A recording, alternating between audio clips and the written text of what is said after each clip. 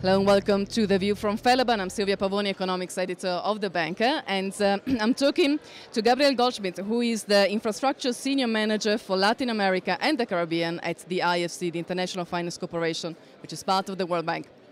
Gabriel, we just finished our panel discussion on infrastructure. What are the key challenges when banks, financial institutions from the private sector look at infrastructure, which is obviously a key concern in Latin America? Probably the key challenge is how to put together the vast sums of capital that are needed to finance projects, and also how to find good projects. Part of the discussion that we just had in the panel was what kind of risks should be taken by whom, and what are the good structures. And we have a number of good examples. Part of the discussion was how to identify them, and what kind of innovation on the financial side is required to face, say, the massive needs that Colombia is undergoing right now, or other countries in the region such as Mexico. One of the key points that was touched during the conversation was also the legal framework and fears that laws may change over the years once a financier and a company are locked in a project. Clearly, that's one of the big concerns if one looks at history. Once the money is in the project and the project is ongoing, and then one has to wait for 10, 15, 20 years to recover it, that things don't change, or at least don't fundamentally change, vis-a-vis the expectation in the beginning. Countries that have been successful in maintaining the rules of the game have also been successful in attracting more capital to its markets.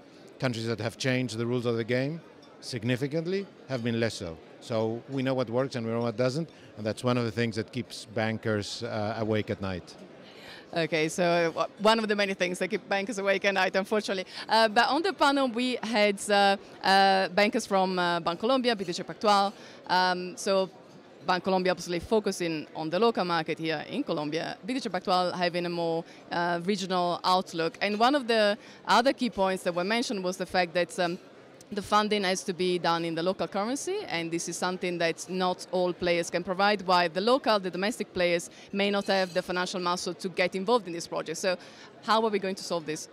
Well, I think this is a very good case, what you just described, as to a number of players getting together and each contributing its strength. So if I have local funding because I'm a local institution, but I don't have experience financing infrastructure or I'm uncomfortable with the risk, I partner with a financial institution that comes from abroad, or a global financial institution such as the IFC, where we have the understanding of the risks and we have the track record and the experience in assessing those risks, and we put together the knowledge, understanding, some local currency muscle power with a huge muscle power in local currency by those who have the funding, but maybe not the experience in those markets.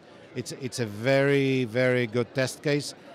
And the experience in other countries of what has worked shows exactly that. Putting together different sources is what works best in that circumstance. That's right. Thank you very much for your comments, Gabriel. And I think now it's time to eat and join everybody else for lunch. There we go. Thank you so much.